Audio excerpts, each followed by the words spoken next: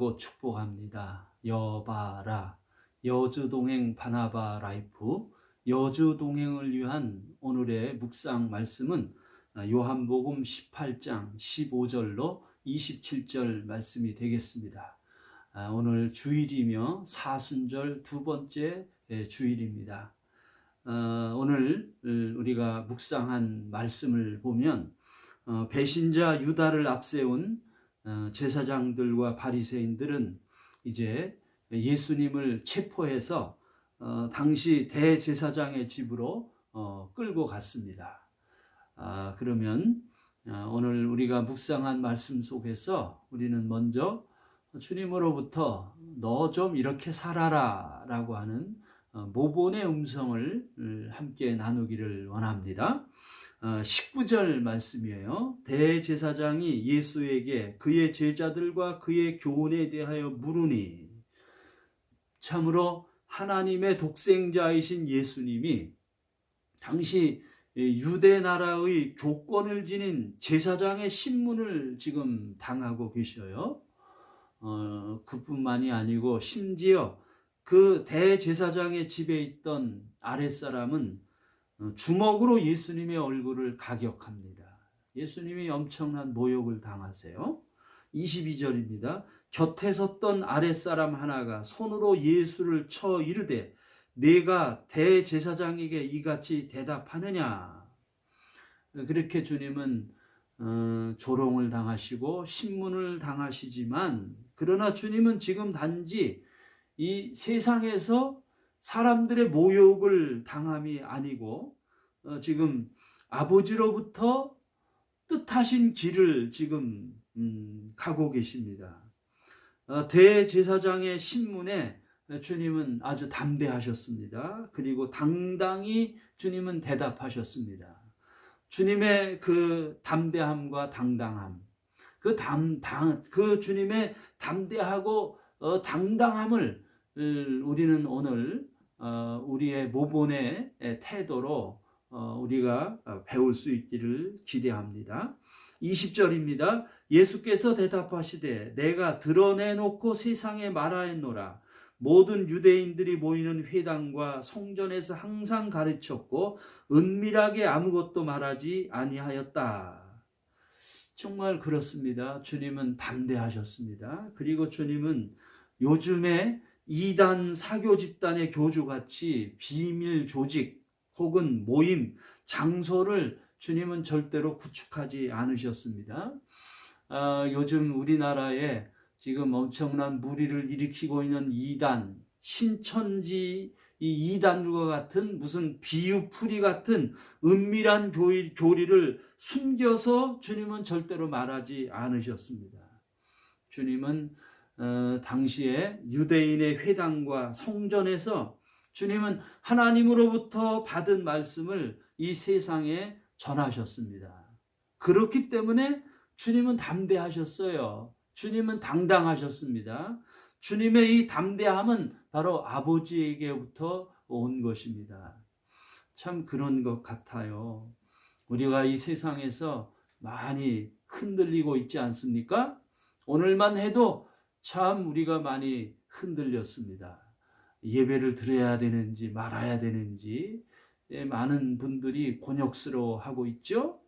그러나 우리가 이 시간 예수님 바라보면 우리에게 길이 보입니다. 예수님 그렇게 담대하셨습니다. 예수님 그렇게 담대하셨던 이유는 예수님의 모든 삶의 뿌리가 하나님이었기 때문입니다. 마치 큰 나무가 그 깊은 뿌리에 붙어 있음으로 말미암아 비바람에 흔들리지 않고 푸르름과 열매를 맺음과 같지 않습니까? 그렇게 이 세상에서 우리가 여러모로 흔들릴 수 있지만은 우리의 인생의 뿌리를 우리가 하나님께 두고 그렇게 하나님의 말씀을 단단히 붙잡고 있으면 우리는 예수님처럼 담대할 수 있고 예수님처럼 당당할 수가 있는 것입니다. 또 우리 두 번째, 오늘 묵상 속에서 우리를 향한 회개의 주님의 말씀을 이 시간 함께 나누기를 원합니다. 주님이 결박당하시자 그만 주님의 제자 공동체가 뿔뿔이 흩어져 버리고 말았습니다. 그들 제자들은 주님이 이 유다의 배반을 미리 예고하셨을 때에 한결같이 나는 아니다 하며 주님을 배반하지 않겠노라고 장담했습니다. 하지만 막상 그날이 다가오자 그들은 주님을 지금 다 버리고 도망갔고, 심지어 몇몇 제자들 주님을 따르기는 하지만 지금 비겁한 자리에서 멀리서 주님을 지켜만 보고 있죠. 특히 이 베드로와 그리고 또 다른 제자, 이 두 사람이 오늘 묵상 속에 등장하는데, 이 또 다른 제자는 바로 요한복음을 기록한 요한을 의미하는 것입니다. 아마도 이 요한은 갈릴리 지역에 영향력 있는 그의 부친과 그리고 그 가문의 인맥으로 말미암아 이 예루살렘에 있는 대제사장 그 가정과 그 사람들을 많이 알고 있었던 것 같습니다. 그래서 그 덕분으로 문지기에게 부탁해서 지금 베드로를 주님이 구금되어 있는 이 대제사장의 집으로 출입하게 했습니다. 우리 묵상한 이 말씀 속에서는 베드로만 스토리 속에 나타나지만 요한도 그 곁에 함께 있다, 이렇게 해석할 수가 있겠죠. 참으로 주님의 수제자요 기둥 같은 사도로 쓰임받을 베드로가 오늘 우리가 묵상하는 말씀 속에서 아주 처참하게 무너지고 있습니다. 물론 요한도 그 곁에 있지만 참 베드로의 모습이 안쓰럽지 않습니까? 자, 17절 말씀입니다. 문 지키는 여종이 베드로에게 말하되 너도 이 사람의 제자 중 하나가 아니냐 하니 그가 말하되 나는 아니라 하고, 나는 아니라. 아주 연약한 여종 앞에서 아주 강한 사나이 중에 사나이인 베드로가 주님을 부인합니다. 아주 연약한 여성 앞에 무너졌어요. 그것도 한 번이 아니고 3번이나 예수님을 모른다고, 나는 아니다 라고 부인합니다.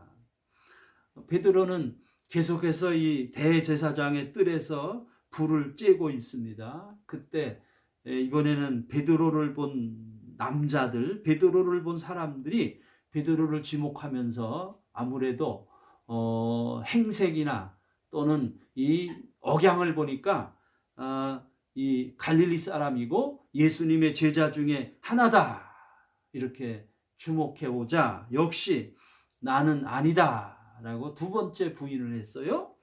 그리고 3번째 부인을 하게 되는데 26절입니다. 대제사장의 종 하나는 베드로에게 귀를 잘린 사람의 친척이라 이르되 내가 그 사람과 함께 동산에 있는 것을 내가 보지 아니하였느냐. 27절입니다. 이에 베드로가 또 부인하니 곧 닭이 울더라. 참, 이 3번째 내가 그 제자다라고 말한 이 사람의 이 말은 정말 아주 강력한 증언력이 담겨져 있는 거죠. 왜냐하면 베드로가 아무 생각 없다가 칼을 빼어서 예수님을 잡으려고 하는 대제사장의 종 중에 하나인 말고라는 사람의 귀를 잘랐는데, 바로 그 곁에 말고의 친척이 함께 있다가 칼을 휘두른 베드로를 똑똑히 본 거예요. 그럼에도 불구하고 베드로는 나는 아니다 라고 그렇게 부인하게 되자 곧 닭이 울었다. 참 충격적인 현장이죠. 닭이 울었다라고 하는 그 순간 베드로에게는 시간이 멈추듯 그렇게 엄청난 충격의 시간이었을 것입니다. 결국 그렇게 이제 베드로도 예수님을 부인했는데, 결국 그렇게 베드로가 예수님을 부인하면서 3번이나 부인하면서 넘어집니다. 그렇다면 여러분 어떨까요? 오늘 우리는 어떨까요? 그리고 나는 어떻고 우리는 어떨까요? 여기에 있는 저를 포함해서 우리 역시 장담할 수 없습니다. 베드로는 이미 요한복음 13장 36절에 예수님을 향해 주여 어디로 가시나이까 하며 주님의 그 십자가의 길에 대해서 여쭈었지요. 그때 주님이 베드로에게 이렇게 말했어요. 내가 지금은 내가 가는 곳을 따라올 수 없으나 나중에는 따라올 것이다. 참 굉장한 여기에 희망과 소망이 있습니다. 주님은 베드로가 주님을 배반할 것을 다 알고 있었습니다. 그러나 지금은 내가 나를 따라오지 못하지만은 결국 나중에는 따라올 것이다. 이렇게 주님은 베드로를 향해서 기대하고 계십니다. 참 베드로는 참으로 주님이 어디로 가시는지 그 주님의 그 삶의 정체성, 주님의 그 십자가의 길을 베드로는 정말 몰랐어요. 그래서 베드로가 주님에게 주님 어디로 가십니까? 그렇게 여쭙지 않습니까? 오늘 이게 우리 앞에 있는 질문이에요. 주님 어디로 가십니까? 주님 어디로 가십니까? 이 질문은요. 사실은 내가 어디로 가야 하는지 모르는 그 질문을 전제로 하고 있어요. 참 요즘 우리가 얼마나 답답합니까? 이 현실 속에서. 오늘도 우리가 주일 예배를 드리지 못하고요. 우리 마음속에 있는 질문이 그것이죠. 주님 어디로 가십니까? 주님 내가 어디로 가야 하겠습니까? 라고 하는 이 안타까운 질문 앞에 우리는 다시 한번 우리를 좀 뉘우치고 이 베드로처럼 좀 우리도 이 기회를 통해서 좀 깊게 뜨겁게 회개하는 기회로 삼았으면 좋겠습니다.